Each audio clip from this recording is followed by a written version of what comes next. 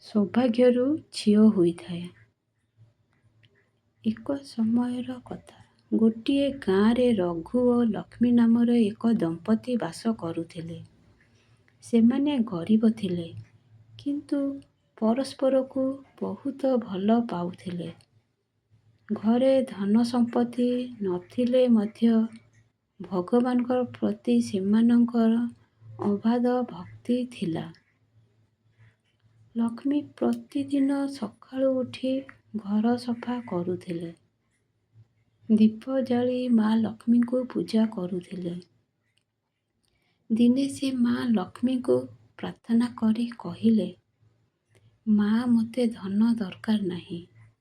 ମୋ ଘରକୁ ଏମିତି ଏକ ସନ୍ତାନ ଦିଅ, ଯିଏ ଆମ ଘରକୁ ସୁଖ ଓ ଶାନ୍ତିରେ ଭରିଦେବ।" କିଛି ଦିନ ପରେ ଲକ୍ଷ୍ମୀ ଜାଣିଲେ ଯେ ସେ ମା ହେବାକୁ ଯାଉଛନ୍ତି। ଘରେ ଖୁସିର ମାହୋଲ ହୋଇଗଲା। କିଛି ମାସ ପରେ ଲକ୍ଷ୍ମୀ ଏକ ସୁନ୍ଦର ଝିଅକୁ ଜନ୍ମ ଦେଲେ। ଝିଅଟିର ମୁହଁ ଚନ୍ଦ୍ର ପରି ଉଜ୍ଜ୍ୱଳ ଥିଲା। ପଡ଼ୋଶୀମାନେ ଆସି ଝିଅଟିକୁ ଦେଖି କହିଲେ, "ଏ ଝିଅଟି ତୁମ ଘରର ସୌଭାଗ୍ୟ ନେଇ ଆସିଛି।" ସେହି ଦିନଠାରୁ ରଘୁଙ୍କ ଜୀବନରେ ଧୀରେ ଧୀରେ ପରିବର୍ତ୍ତନ ଆସିଲା। ତାଙ୍କ କାମରେ ଉନ୍ନତି ହେଲା। ଘରର ଅଭାବ କମିବାକୁ ଲାଗିଲା।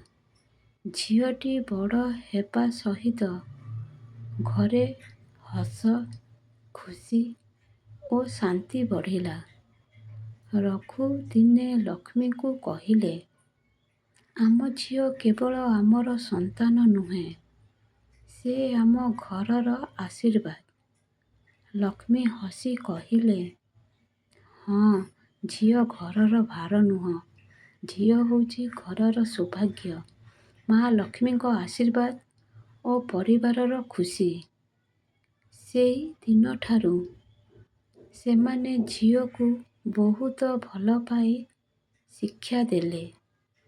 ଝିଅଟି ବଡ଼ ହୋଇ ଭଲ ମଣିଷ ହେଲା ଏବଂ ନିଜ ପରିବାର ସହିତ ଗାଁ ଲୋକଙ୍କର ମଧ୍ୟ ସାହାଯ୍ୟ କଲା। ମୋ ଭିଡ଼ିଓଟି ଆପଣମାନଙ୍କୁ ଭଲ ଲାଗୁଥିଲେ ଲାଇକ୍ କରିବେ ଓ ସବସ୍କ୍ରାଇବ୍ କରିବେ। ଏମିତି ଭିଡ଼ିଓ ଜାଣିବା ପାଇଁ କମେଣ୍ଟ ମାଧ୍ୟମରେ ଜଣାଇବେ। ରାଧେ ରାଧେ।